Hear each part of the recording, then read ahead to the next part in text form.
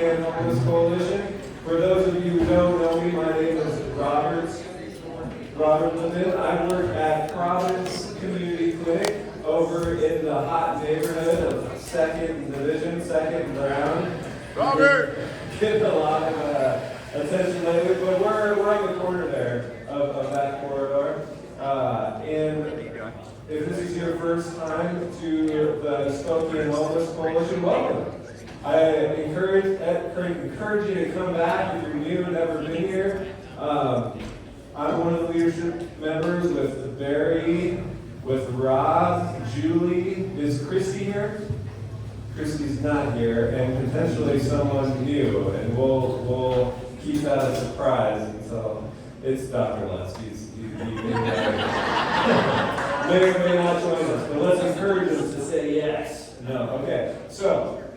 For those of you who've never been here, I'd like to take the time to kind of start off with a little reflection. As some of you know, I work with Providence, and that's kind of a tradition of ours, is to kind of talk about Providence mission, to be expression of God's healing love, witness through the ministry of Jesus, steadfast in serving all, especially those who are poor and vulnerable.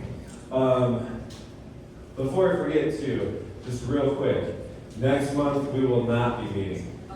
Yeah, I know.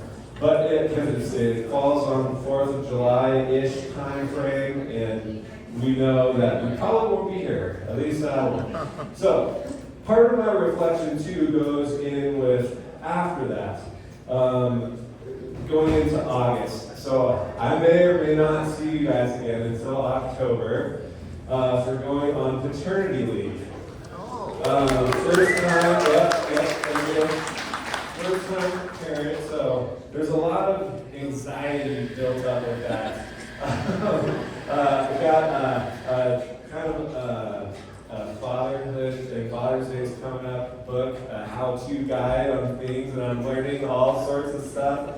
It's very interesting, so I tried to lean on some of those stories reflected in Providence Mission, this guy and his ministry, and some of the origin stories, and I've come to learn and find out that there's a lot of messed up families mentioned in that book.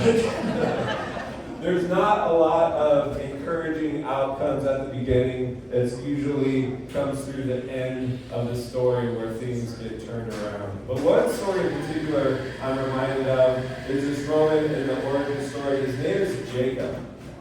And Jacob, he steals his brother's inheritance, runs away in fear and anxiety, ends up wrestling with the guy mentioned in Providence Mission, and has 12 sons. One of those sons, is favored over all the others. All the other brothers rebel against him, goes into slavery, becomes second authority in Egypt. All these different things that happen in the story of Jacob. But one thing in particular is that moment of trusting that things will align together for the greater good.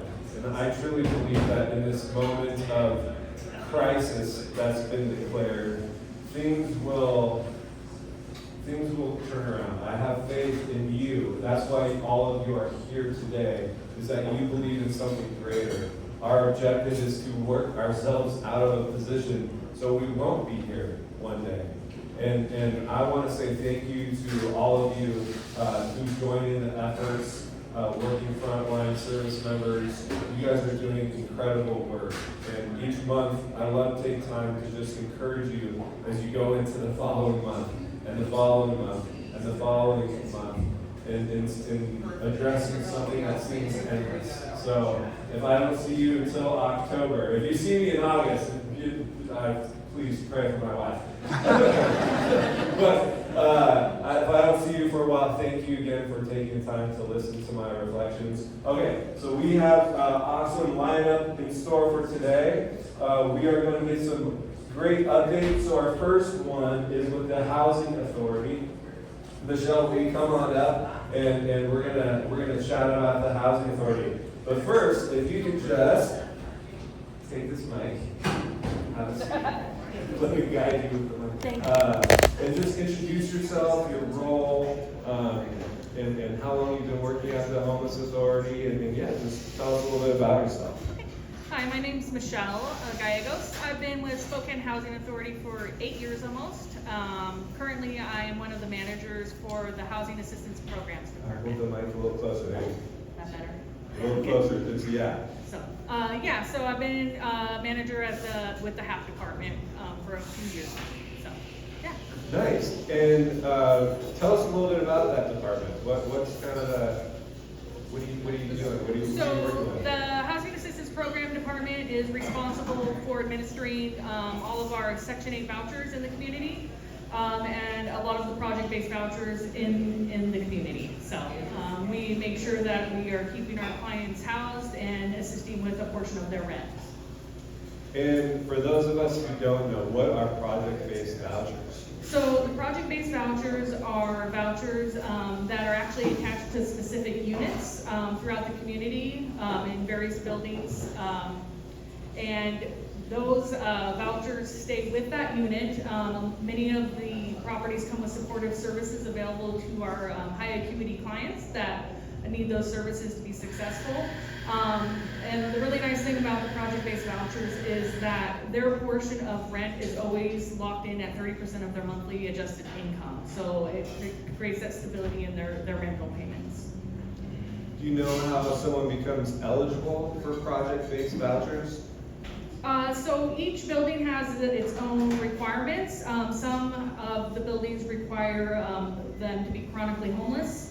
Others do not, but there are either elderly or disability requirements that need to be met. It just depends on which specific unit that we're looking at. Nice, thank you. And so one of the questions that has come up in the community is, so from understanding what's been kind of explained to me is with permanent supportive housing, there's, it seems like the list for referrals has gone to transfer to the Spokane Housing Authority. It used to be a part of the coordinated entry system within SNAP's realm of and other places that do coordinated, but could make referrals into permanent supportive housing. What has happened since that? Is there a waiting list for permanent supportive housing? What does the list look like? Can people still make referrals for permanent supportive housing? So yes, we do administer we call it the PSH, Permanent Supportive Housing Wait List. The wait list is quite long right now, so I believe it is closed for new referrals because we are working through the list that we already have on hand. So as units become available, the properties are reaching out to us and we send those referrals to them to fill those units. Is there a general number to that list? I wouldn't know it offhand. I could get that information if you guys wanted it, but I don't know it offhand. Okay. And then what are some of the other programs within the Housing Authority? Yeah, so we administer a multitude of different programs.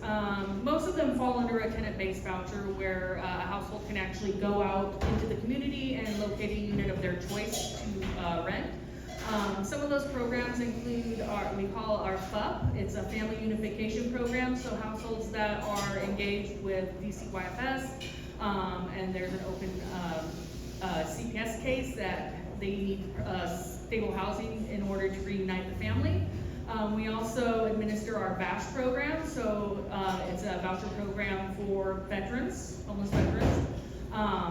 We also have EHV, it was emergency housing voucher that HUD enacted during COVID. Our mainstream vouchers, and then we have just our general Spokane County vouchers. And how does one, if someone is working with someone, experiencing homelessness, how does someone do they walk in? Are they assigned a case manager? I imagine there's a lot of system navigation. Can you talk about that? There are. So currently, which I will get back to, our wait lists are closed, but we do have our referral program where we have actually reached out and established contracts with various community partners that they have a number of vouchers that they can refer to the Housing Authority to obtain a voucher for assistance. So that's one way right now that we're assisting the community, even though our wait list is currently closed. Yeah. Anything in the foreseeable future of that changing, or? Yes, yes. So one of the big things we wanted to talk about today is the Housing Authority is planning on opening the tenant-based voucher waitlist this summer. We plan on having it open approximately a week. We haven't set an exact time frame, but we are shooting right now for the end of July to have that waitlist open. We are expecting over 10,000 people to apply. Yeah, so one of the big things we're working right now is to develop the literature that we need, because everything is going to be done online, the applications. So we are hoping to push out literature for all of our community partners that are working with these populations to help be able to help assist them in applying online, so that they can get onto the wait list and we can start working through it. So yeah. Waitlist, and then if someone is selected, what's the time frame? Like if their name comes up on the list, how does the Housing Authority outreach those individuals out in the community? So once someone's called up off the wait list, we reach out with whatever means they provide to us. So it's dependent on their situation, whether we have phone numbers, emails, addresses. We will reach out and let them know that they have been selected, and we basically will walk them through the process of all the paperwork that we would need to be able to start the process of determining if they're eligible for that voucher. One of the big things that we've all found as a stumbling block is making sure we have the documents that we need, so the photo IDs, social security cards, and things like that, that we have those on hand and ready to go. So those are prerequisites for the application process? Yeah, some of those are HUD requirements that we have to be able to move forward in the process. And can you list those prerequisites again? Yeah, so we need to have some sort of identification. We do have flexibility, so it doesn't have to be necessarily a current photo ID. It could be an expired ID, birth certificates, and we can even go as far as, if a household doesn't have any of those, a notarized document verifying who this person is. We do have to have some sort of verification of their social security number. Can be their social security card. If we have another government organization that's verified this number and we can get a copy of that, we can use that. I mean, there's multiple different ways we can actually verify these things. And then we would need some sort of verification of if there's any income or any assets such as bank accounts. We would need those documents. Verification of income. What if the income's zero? Then we just have them fill out what we call a no income certification, basically stating that these are their expenses if they have any, and how they're meeting them, which most of the time we have that they don't know how they're gonna meet them, but it's just a document stating they have to. So outreach, it sounds like, is whatever information that is put on that initial application online is how an individual is then outreached if they're selected. Correct. Okay, so that's important for us as case managers to know and understand that, as if you're walking someone through an application, it may be good to have an ROI ready and add contact information for yourself if Correct. someone has no phone or email. Well, and the one thing with our new portal system that we will be using for the waitlist applications is they will be required to have an email of some sort. We can help them set up an email if they don't already have one, but it will require an email for that applicant to apply. You heard it first. Okay, anything else with the Housing Authority that you would like to update us? No, I just say, watch your emails. Once we get the literature created, we will be blasting that out throughout the community, so that all of our community partners will be aware of the exact dates that will be open and have that information on how to help our community apply if they're in need. So, In estimated time frame-ish? for the literature Or or for the opening? The opening? We are shooting for the end of July. End of July, and potentially could come through the coalition's email? Oh, we will definitely be sending it out for that email. Perfect. Along with any other emails we might have, so, Okay, all right. we'll keep an eye out, everyone. Thank you so Thank much, you. Michelle, for your time.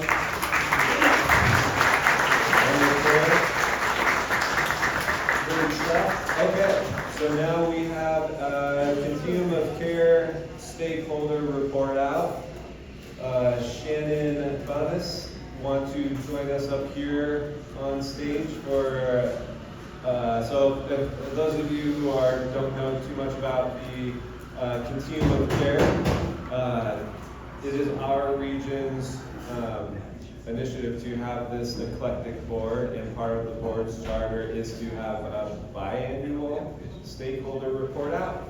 And so this is the report out from yours truly, Shannon. Shannon, welcome. Can you tell us a little bit about yourself, where you're from, what you do aside from being on the Continuum of Care board, and what you do on the Continuum of Care board? Sure. So my name is Shannon Boniface, and I'm the Vice President of Crisis Response Services for Catholic Charities. Basically what that means is I oversee the programs at St. Margaret Shelter, so the emergency shelter and transitional housing programs. I oversee coordinated entry for families, diversion, rapid rehousing. I also support the great work at Catalyst. Shout out to my staff that are here from Catalyst. Good job. And I am the vice chair of the COC board. And Reese McMullen is our new chair. And she wasn't able to make it here today, so I am here to report out. Awesome. Well, what do you have to report? So I'm just going to go through a few things, and then if folks have any questions or anything else, we can go through that as well. I kind of have a long list, so I'll try not to take up too much time.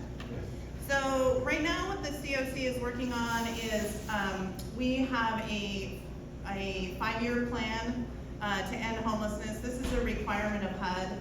So if any of you are not familiar, the COC board is a requirement of HUD. If a community receives over a certain amount of funding from HUD, then they're required to have a continuum of care board to oversee that funding. So one of the requirements is that we have a 5-year plan. So some of you might hear like talk of like a consolidated plan. That's something usually the county and the region puts out. And this is a requirement of the COC. And so our plan that is current, we had a 2020 through 2024 plan. So as of January 1st, we will need a new 5-year plan. So we are busily working on that. Essentially, we're taking the plan that's in existence now and basically just identifying what was on that plan that actually took place, that we can kind of take out of the plan, what work still needs to be done, what newly identified issues do we feel like are important to bring to the forefront. And so basically, as a part of that plan, we identify objectives and then the associated activities that we're going to perform or go through as a part of meeting that objective. The other part of the 5-year plan is that we identify metrics. So we identify performance metrics for the projects in our community that we're identifying as a part of this plan. So what does sheltering look like? What objectives do we want to put together as a part of sheltering? Outreach is another thing. Transitional housing. Coordinated entry. So essentially we're identifying all of these pieces of our homeless response system and then specific activities that are associated with the objectives that we're trying to meet. So we're going through that right now, and we're having the subcommittees of the COC review some of the prior work, give feedback, and then slowly we're going to start writing the new plan. Part of that, and part of what I want to bring to all of you, is that we will be seeking community feedback, and we'll look for opportunities out there to do that. The other piece is that we're doing a lot of work in the 5-year plan through our subcommittees. If anyone is interested in being a part of the COC, a subcommittee is a really great place to start. So we have subcommittees for different subpopulations. We have a youth subcommittee, we have singles, adult singles, we have a family subcommittee, we have a diversion subcommittee, we have a veteran subcommittee. This is all laid out on, the COC has a page on the CHHS website.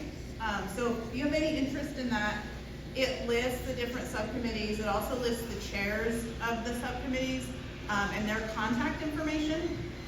So anyway, if you're interested in joining a subcommittee, we would love to have folks.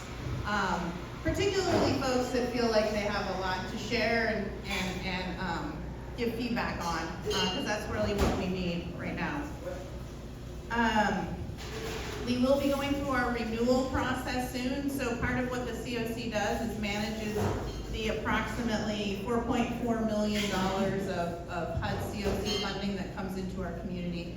And that funds projects like transitional housing, coordinated entry, rapid rehousing, and permanent supportive housing. And so we will be going through that renewal process soon. And then late summer, early fall is when we go through our NOFO process. So that is when HUD says to us, you know, there's a potential for some sort of additional funding, or you need to renew the funding that you currently have. And so we go through a large process of submitting a pretty large package of information back to HUD for approval to continue to keep that money in our community. Another thing I wanted to share with you all, you may have seen some communication go out. So those of you that are familiar with coordinated entry know that we currently use the SPDAT and the FSPDAT, and for youth or young adults, TAY. And we use these tools as a method of prioritization for folks trying to access any of our homeless service inventory vacancies in our community. The SPDAT is a pretty cumbersome tool. OrgCode, who is the organization that originally established the SPDAT, is no longer supporting it as a tool.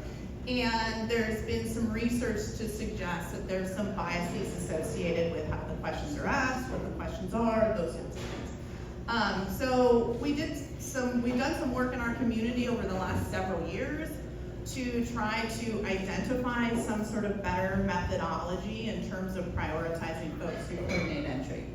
So those organizations that are leads for that, so Catholic Charities, SNAP, and VOA came together, and we essentially created our own tool, which is much more streamlined. It's 8 questions, Amy? 8 questions versus, if you're familiar with the SPDAT, which is quite lengthy. And it also, in my opinion, leaves out a lot of room for subjectivity. With the SPDAT, there's a lot of scaling between 1 and 4. So it's like, you know, is this happening at a level that's not like significantly impairing your daily living, right? That would maybe be a 0 or 1, all the way up to like it's significantly impacting your daily living. So it leaves a lot of room for subjectivity about like where the score is in that range. So anyway, we're doing a pilot process. The new tool is called the SALA, S-A-L-A. And so right now we're in a 30-day piloting process. We're gleaning feedback from our consumers about their experience. And we're also taking some look at the comparative data between what they would maybe score on the SPDAT versus what they're scoring on the SALA. And anyway, we will be, after the 30 days, doing more presentation back to the COC board in hopes that soon we'll be able to implement across the board usage of this tool. The other thing we're excited about with it is that it's one tool for every subpopulation. It's not a different tool based on each. So I think it will make both providers' experience better and easier, and our consumers' experience better. So, and then I just wanted to share that on the COC board, we have some vacant board positions, if anybody is interested. The application is online. We have a position for a person with lived experience that kind of represents the families subpopulation, so we have a vacancy there. The Spokane Homeless Coalition has a vacancy. We have a vacancy for somebody who's working in substance use disorder and or behavioral health to represent that sector. We have a vacancy for K through 12, so someone kind of representing that educational sector. And then we have a tribal partner vacancy currently. And the other thing I wanted to share, I think this is the last thing on my list, is that the point in time data should be released to the public later in this month. And so just be on the lookout for some public spaces that will be providing that out. That's great. Any questions? I know back here. Yes, I've always been impressed with the quality of the property there on South Cali. And the question is this: why can't the city of Spokane create half a dozen more properties like yours? And for example, where when you drive by, you don't even know it's a shelter. And apparently it works very well. Why can't the city of Spokane get half a dozen more? Well, I think Sarah's gonna come talk about the potential of some scattered site sheltering models. I think that there's some effort. I'm not gonna speak for the city of Spokane because I don't work with them. But I do think there's effort to do that. I appreciate, obviously I am proud of St. Margaret's. But I do think that there's effort in that direction. Questions as it relates to the Continuum of Care Board? Going once, going twice. Shannon, thank you very much for your time. Yes, thank you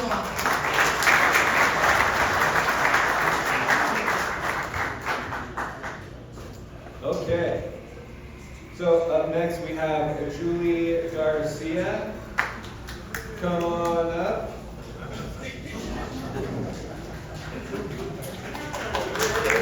Any questions about that? Here you go. I'll hand you this. I'll sit here. Nice. Wow, Julie. Welcome to the Spokane Homeless Coalition, Julie. So, what do you got for us today? You want to talk about scattered site? I want to talk about scattered site shelters, and I want to introduce our director of scattered site shelters, Dana Johnson. I will. We have a little slideshow as well. All right, should be good. How do I get this? These are- Rob's on it.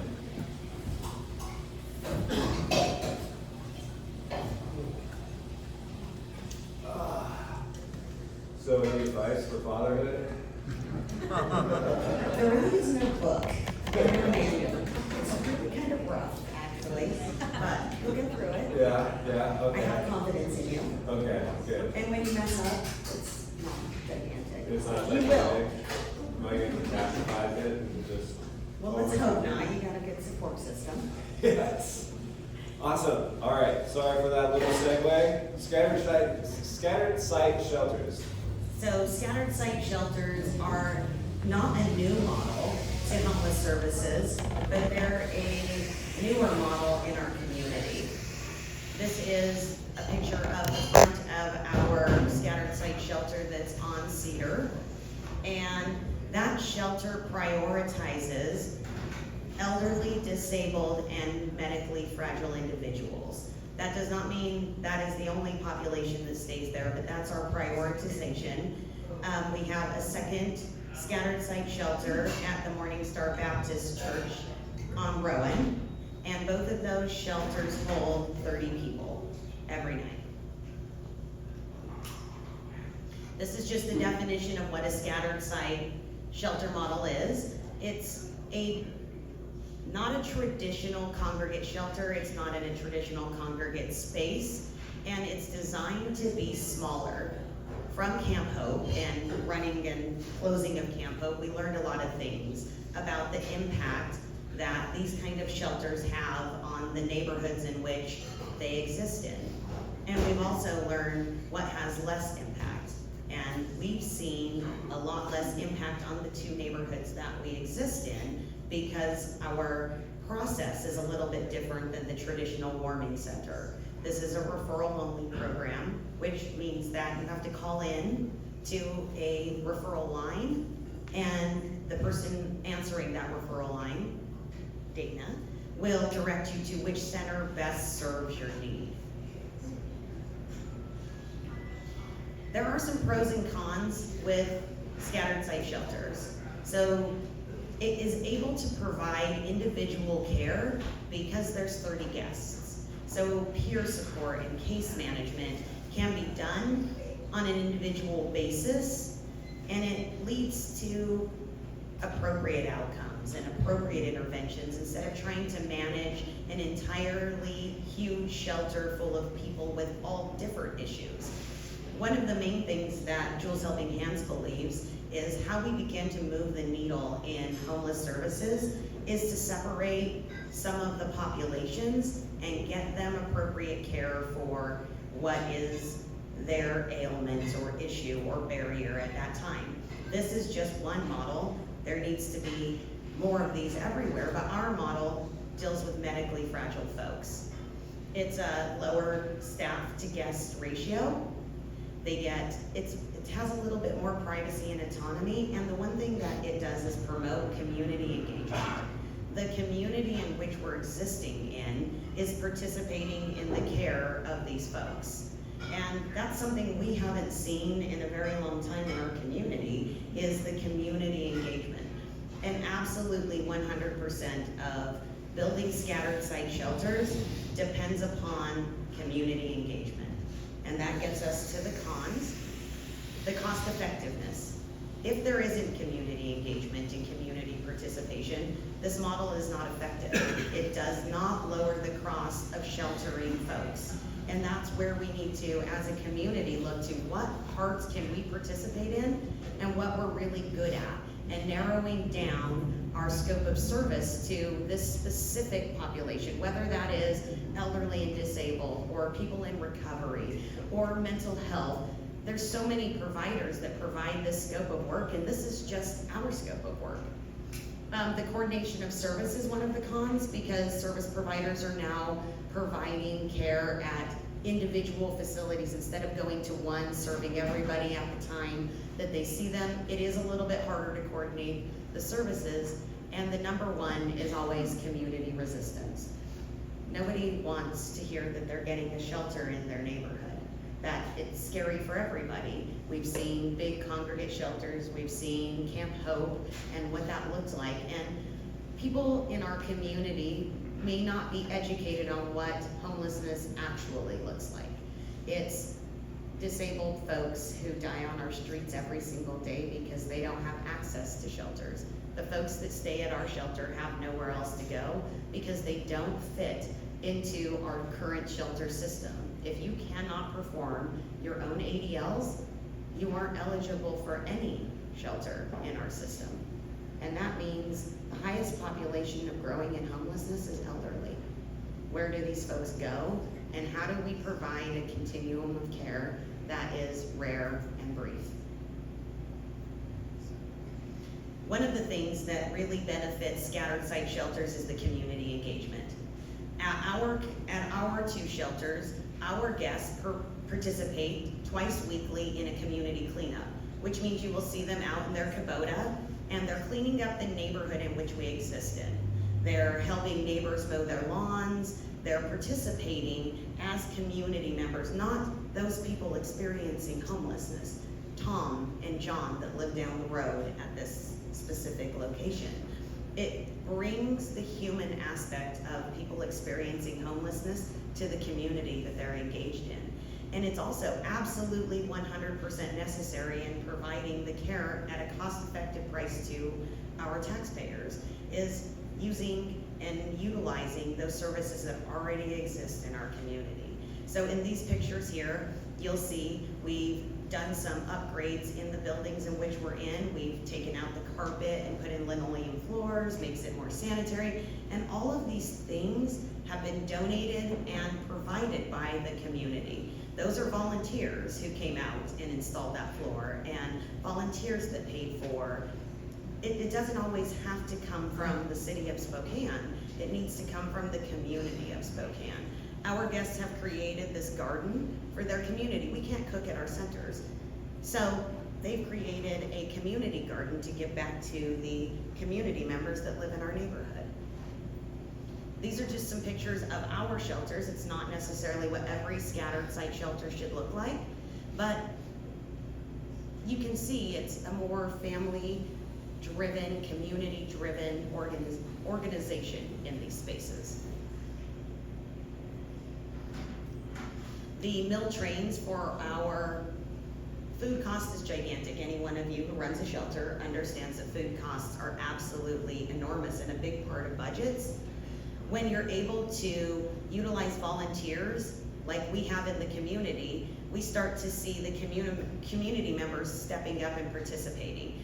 Every single night, a hot meal is delivered to our center, to our guests from the community, which has cut our food costs down to 17 cents per person for 3 meals a day.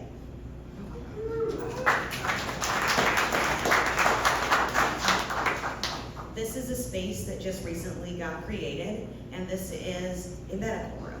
It's not a medical office like you see at the doctors, but this provides dignified health care to our guests, given by the providers that already do this service in our community. Chaz Street Outreach, Providence Community Clinic, the visiting nurses, health care providers can come and see their guests. Nobody wants to do wound care sitting on their bed in front of 30 other people. For us specifically, at our 2 scattered site shelters, this is the statistics of how individualized care benefit our community. We've served 406 unique individuals through our centers. 58 people have been housed or placed in long-term care facilities.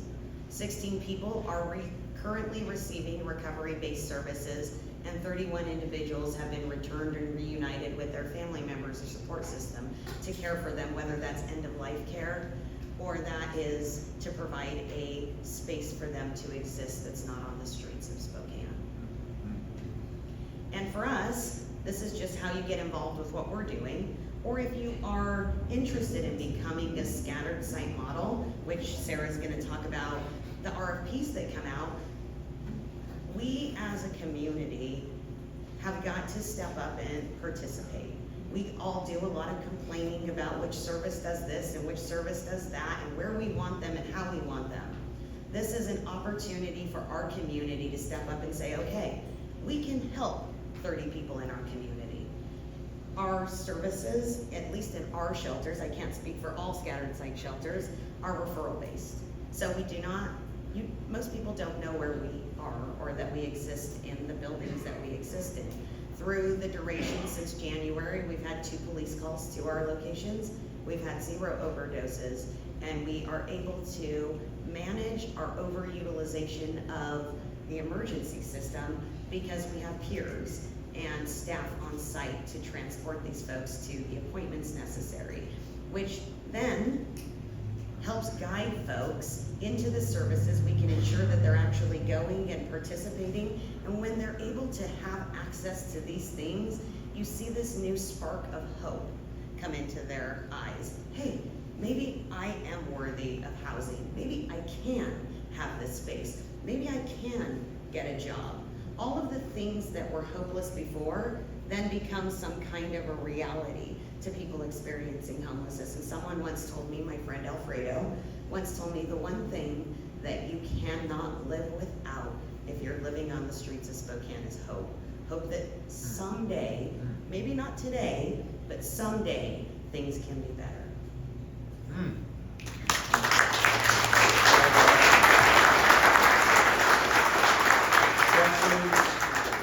Questions from the audience right here? Do you have any plans to expand? Plans to expand? We have plans to apply for scattered site RFPs, and I have not seen the RFPs, but I believe they're towards targeted populations. And targeted populations mean things like palliative care for people experiencing homelessness and skilled nursing and recovery services. And Jules Helping Hands is trying to stay within our scope of work. I'm not a recovery specialist. I don't have the skills. I think I would cause more harm than good if we were to jump into the realm of recovery. So we'll support any community member in our community that wants to apply for scattered site shelters. Please call me. We'll show you our policy and procedures, we'll give you tours, we'll tell you what works and what doesn't work, or what we've seen, because this has been an evolution for us throughout the years. As you know, you've seen some of our other shelters and cooling centers, and we learn through doing this what is working and what isn't working. And our model isn't perfect, but it's getting us closer to how we provide real cost-effective services in our community that help and benefit people. Other questions back here? Oh, and then over here. You mentioned, one of the cons is the community engagement. What's your message so that we might have a message to share of the concerns of security that these people are probably questioning and worried about? It's been one of the biggest questions that we've had with the neighborhood is what does the security look like? And Jules Helping Hand does not provide security to our buildings. We have trained staff in de-escalation, but engaging with the community and allowing them to come into your space. So we do community engagement meetings once a month where we invite the community to come out to the centers and engage with the people that live there. We provide a meal, everybody loves to eat together. And we talk through what could we do better, what are you seeing that's a problem, and is there a way for us to mitigate so you feel safer? And we haven't had any issues where we couldn't mitigate the person or the neighborhood's concerns. And some of that is just the fear that surrounds homelessness, the narratives that are in our community about what homelessness looks like. And once you bring people into your space and you allow them to interact and see, they tend to open up and go, oh, 30 people. We can handle 30 people. They have a number to call that is answered 24/7. If you see our folks, or any folks really, in the neighborhood that need assistance, call us and we will come out. It is what the service that we've provided this community for many years is, call us and we'll come. Over on this side of the room, was there a question? Right here. Yes. Are the shelters overnight right now, or are they becoming 24/7? All of our scattered site shelters are 24/7. One of the lessons that we've learned in providing the service, because we provided in January and February 4 of these centers at 4 different churches, and one of them was specifically only overnight.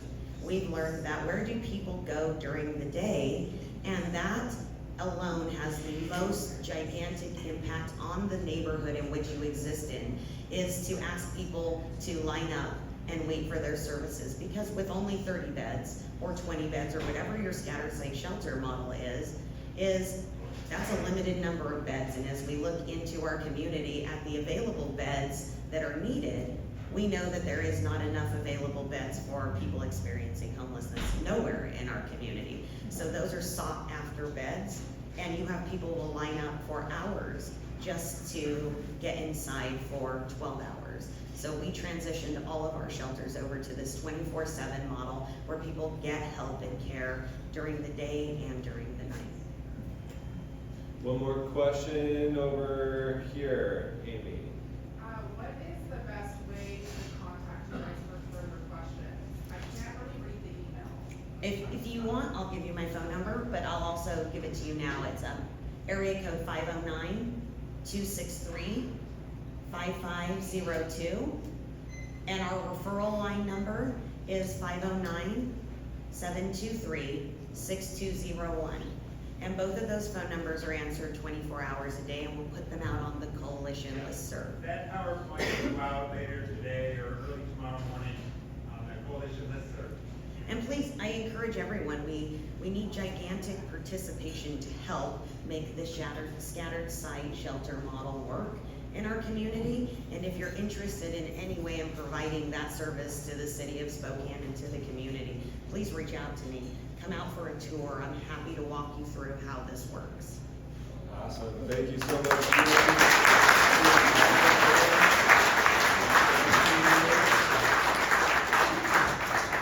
Okay, so our last one up is Sarah. Welcome back to the coalition. You're becoming a familiar face around here. Well, you know, you can't get rid of me.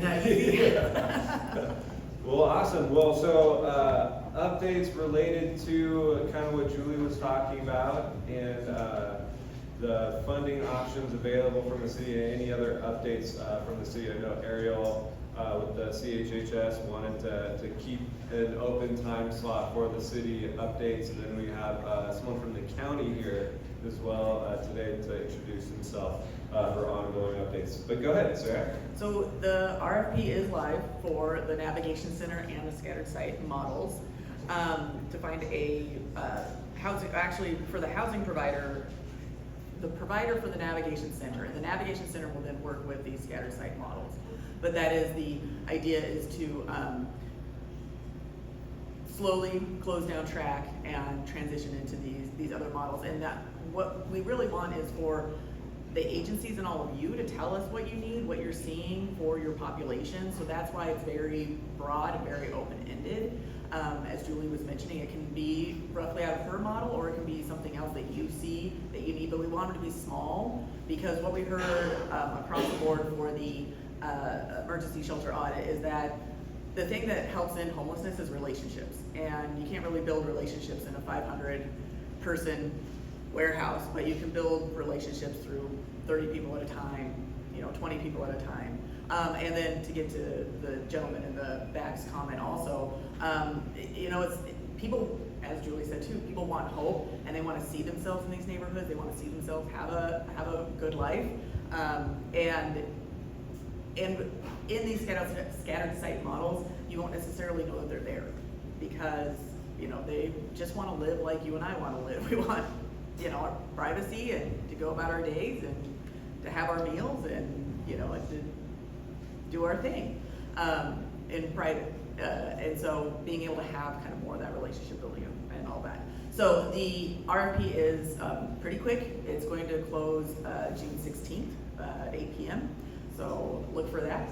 And yeah, they're in the midst of monitoring many of you. We're getting caught up on all of that, and we'll have a report for that. And then the scoring rubric is in the RFP as well, so you know how it will be scored.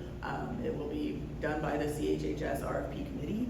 And then there is discussion around, if there is a denial, Ariel, putting it on Ariel, sorry, is completely willing to talk with anyone and have those debriefing meetings. And does with the mayor's current, announcement the other day, does that change anything within the CHHS world that you're aware of? I mean, it's busier. No, it's just, no, it doesn't. I mean, that's kind of the direction we've been going. We've been planning for this. It doesn't really change anything within the CHHS world. Yeah. And where can people find the RFP listed at? I will send it out Okay. later today or tomorrow morning. It recaps this entire meeting, but Sarah, go ahead. Well, I did a quick Google search and I couldn't quite find it, and then Ariel sent it to me, and it is under CHHS funding opportunities on the Spokane City website. I just found it. If you Google City of Spokane, CHHS, RFP, you'll get it. There we go. I didn't make sure to have an RFP in there, because in my Google search I did not put the RFP in there. But it is, so that would be how you find it. And when individuals or organizations apply, are like numerous scattered site operators going to be selected, or is it just one to operate? We're looking at the operator of the navigation center, who then can coordinate with what's going on out in the community, and then we can look at what might need to happen around scattered site funding and some of that. But right now it's that navigation center to then get out to what's already happening, who's doing what, who's building what, and work on that. And make sure that we're coordinating these efforts, as Julie had said, of, where is Chaz Street Medicine versus some of these other ones, and help find some of these people. Yeah. And has there been a location identified yet for the navigation center? There's an idea, but not necessarily, because we want to leave it open for the RFP. If someone has, this is what we're proposing, then we want to work with that. So we want to be very open to what the community says and what the community has available, and work with what might work. And we don't want to put our constraints on that. Great. Well, thank you, Sarah, so much for your time and for the update.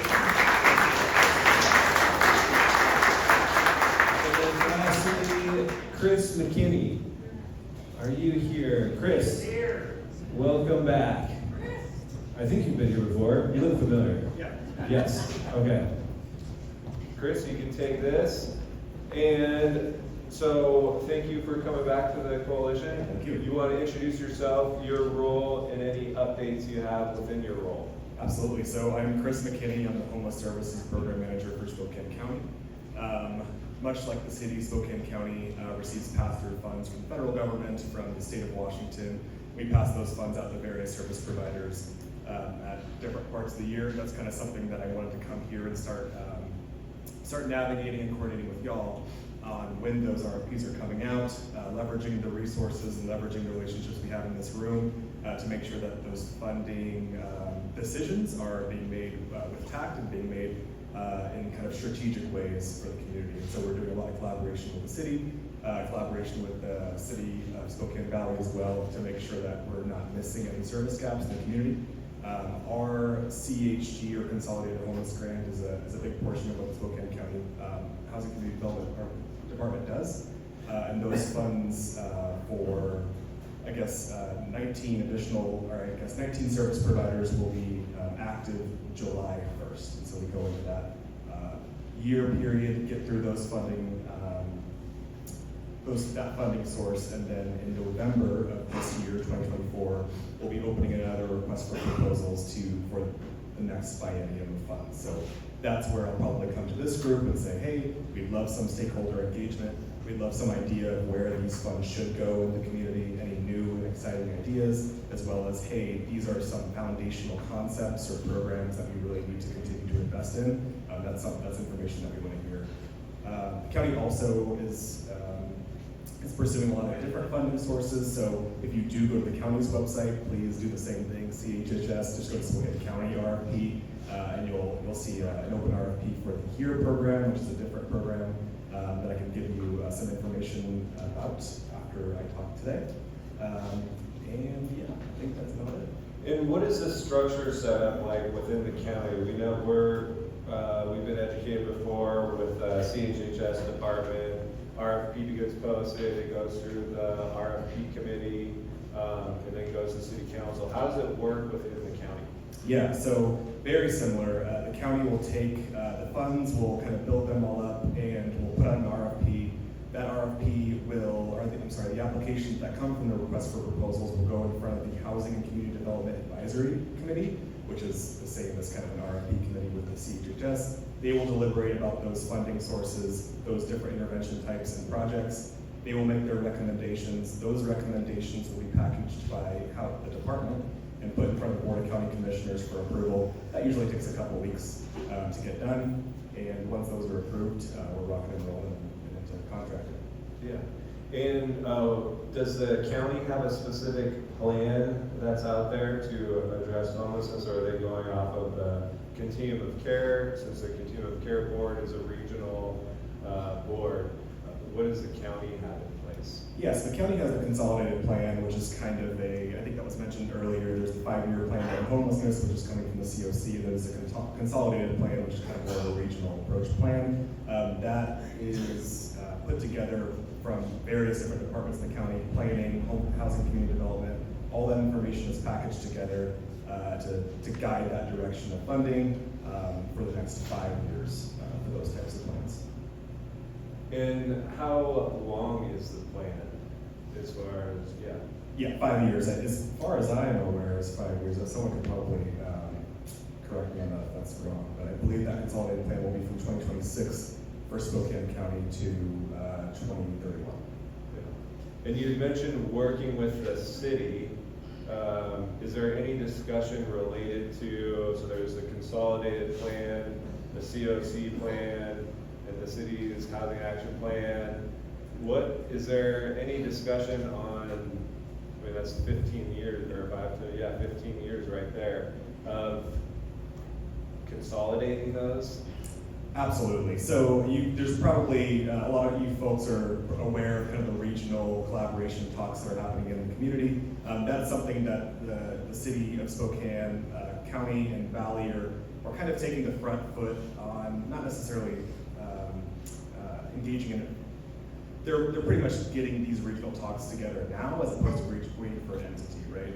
And so these are the ability for leaders in various departments to meet and say, well, how are these plans going to work together in the future? I think it's been really exciting to see those kind of departments collaborate. And so while we're still in the early stages of that, that's definitely something that we're looking at seeing in the future, which is, hey, why don't we put RFPs out at the same time so service providers can get a lay of the land of what funds are available and what are more applicable to them. Why don't we get these plans coming out at similar times, therefore we can have better guidance and direction during these 5 years. So that's all a work in progress, but it involves various different departments. Yeah. And, well, great. Any questions for county? Going once, going twice. Well, whoa. Now, Right here in the back. this partly came from the previous speaker, the idea of slowly closing track shelter. Are we paying $3 million a quarter for track shelter? So Track Shelter is a city project, I guess you could say. So I think there are some city staff that could probably answer that question a lot more tactfully than I can. So I will leave that to them. All right. Well, thank you so much for your time and look forward to having you.